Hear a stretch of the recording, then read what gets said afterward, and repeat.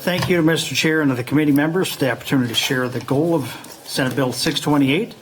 It's designed to reduce the level of loss experienced from financial crimes that are being waged against elder or vulnerable citizens. Also, thank you to Senators Quinn, Teston, Baldwin, and Markline for support on the bill. Starting out, the estimated financial elder abuse losses in Wisconsin is estimated to be $3.42 billion, with more than 100,000 cases of financial elder abuse. A study has shown that in all 50 states, the estimated losses due to elder fraud are an estimated almost $270 billion. And that's on 7.8 million cases. So this is truly a prevalent issue. And it's carried out by those that want to take advantage of our elder citizens.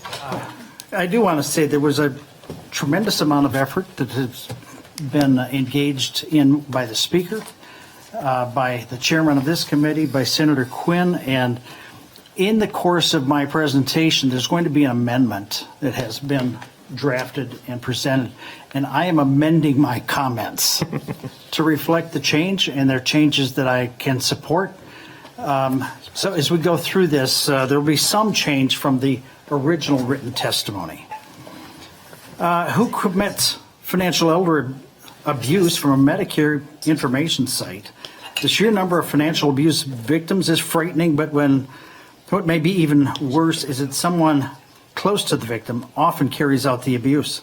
One survey found that family, friends, or other trusted individuals carries out 2/3 of financial crimes against the elderly.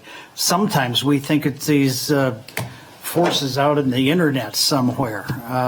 Those are true, but the majority is being carried out by someone close to the individual. No group is immune to fraud activity, but we can observe that elder customers can become increasingly vulnerable over time. We can confirm that nearly all fraud activity is not discovered until after fraud takes place and the money is gone. For those that are not aware of it, I'm a retired bank president.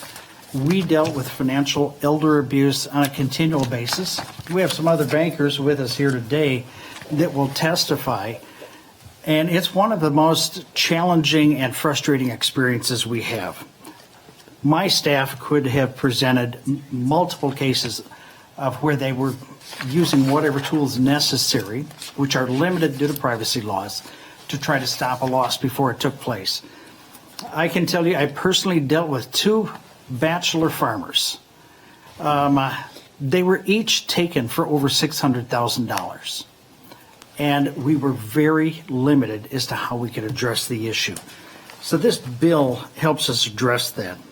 Today, under Wisconsin law, in order to generate an intervention before a loss is experienced, a caring family member has to produce a diagnosis as to the elder person's capacity to protect his or her own financial assets. That's sort of on the extreme side.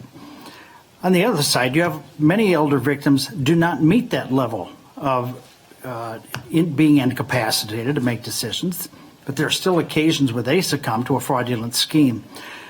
Regardless if it's once or twice or many occasions, they are still victims of financial elder abuse. If you think about it, technology, social media, and other influences can be difficult to navigate for many elder customers. There's a time when you start to try to figure out what's in my accounts, where's it going, how have I got it set up. Unfortunately, we're all probably going to experience that at some point in time. This bill can help stop financial elder abuse before it takes place.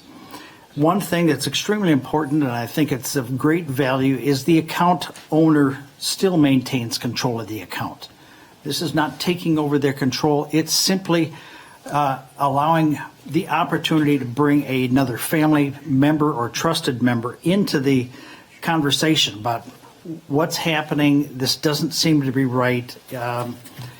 We need to get somebody else to take a look at it that cares about this individual. So to that extent, the account owner maintains control. This other person that may be called upon to intervene does not own the account. Therefore, they cannot execute any transactions on behalf of the elder person. That's extremely critical. If we take it further, if there is serious case of suspected fraud attempt, the financial institution could refer this to law enforcement if it reaches that level. So there's another way we can get to it. There's also financial elder abuse in our agencies where they're looking out for the same thing. I will comment, I know the people on the front line, if you have a situation like this happens, you have to fill out something called a suspicious activity report for regulators. And once you put a name on that report and you share that with your management, quite frankly, what you want to do is get that off your report and off your desk as quickly as possible. So resolution is something they want to accomplish at the earliest possible time. Financial institutions would voluntarily promote the concept of this form of intervention as part of their current regulations to know your customer obligations and fraud prevention activities, especially for their elder customers. The chairman and I have had a conversation about his dad has a practice over time of going to the bank, picking up cash, and going and buying a piece of equipment. So if he came to my bank and he was my customer and he says, hey, I want to spend $30,000 on a new piece of equipment, I need to pull out cash. His son. Pardon? You better call his son. Call his son.